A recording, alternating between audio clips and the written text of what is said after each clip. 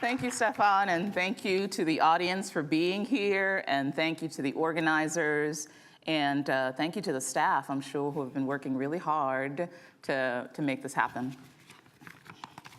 So welcome to the final session of the Symposium, Invisible, devoted to projects that explore the connections between perspective, human or mechanical perspective, and the various things that fly under the radar, both because of that very perspective's limitations on the one hand, and despite its very best efforts on the other. In order to give you a handy and accessible way to process the panel you're all about to experience, I want to refashion a popular phrase that I'm fairly certain we all know. The phrase is, "Beauty is in the eye of the beholder." And its newly refashioned version for the sole purpose of making this panel cohere for you in very brief form is now the following. Presto changeo, it's this. The visible is in the eye of the beholder. In other words, what the beholder can see is contingent. It is neither absolute nor universal. What counts as worthy of being seen, what counts as necessary to see, and where a seeable thing falls on one's priority list of things to see are a consequence of how seeing is wielded and who or what is doing the seeing in the first place. Esteemed art critic Jonathan Crary supplies the basis for this theory when he reminds us that seeing is susceptible to the wildly unpredictable foibles of the human body, which houses the otherwise respectable activity of seeing. And this is what he says. From the beginning of the 19th century, a science of vision will tend to mean increasingly an interrogation of the physiological makeup of the human subject, rather than the mechanics of light and optical transmission. It is a moment when the visible escapes from the timeless order of the camera obscura and becomes lodged within the unstable physiology and temporality of the human body. The real importance of physiology is that it became the arena for new types of epistemological reflection that depended on knowledge about the eye and processes of vision. It signals how the body was becoming the site of both power and truth, end quote.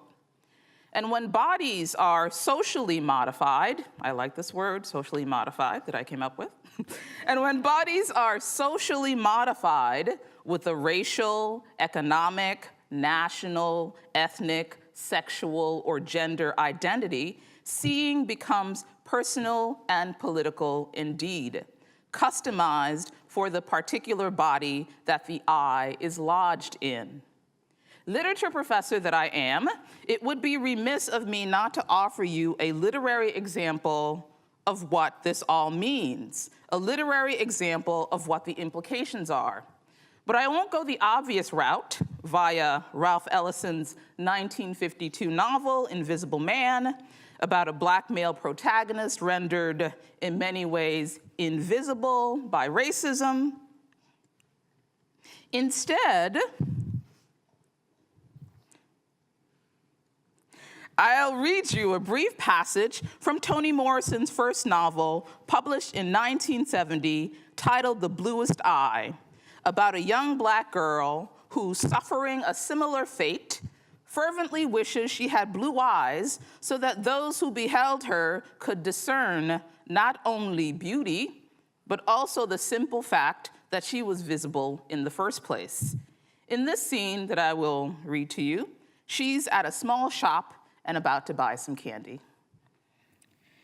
She pulls off her shoe and takes out 3 pennies.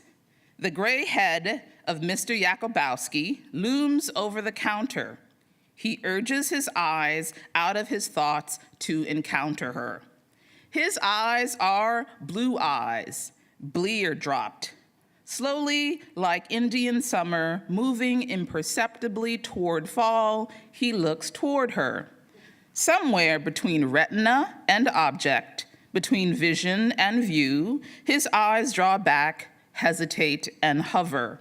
At some fixed point in time and space, he senses that he need not waste the effort of a glance.